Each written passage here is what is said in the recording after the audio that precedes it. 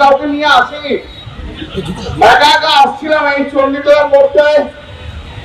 বিজেপির লোকেরা চিৎকার করে গালাগাল দিয়ে মাথায় দূর থেকে ঢিলকি বল বড় নিউজ বল ছুড়েছে। আমি বুঝতে পারছি না, আমার মাথা দিয়ে রক্ত বেরোচ্ছে।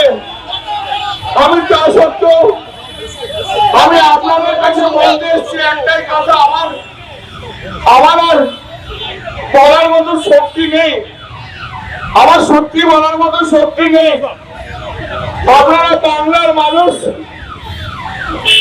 আপনারা চণ্ডীতলার মানুষ, আপনারাই বিচার করবেন যে এই যে গুন্ডাগর্দি করছে, এই যে এমপিদের দিয়ে মারছে, এটা কি ঠিক হচ্ছে? এখানে কোনো জনরোষ টনরোষ নেই।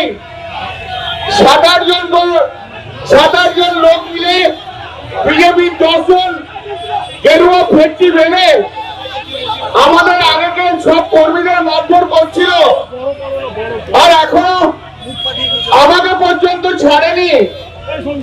কৌশিকের মুখ ফাটিয়ে দিয়েছে। একটু আগে আমি যখন হেঁটে হেঁটে আসছিলাম তখন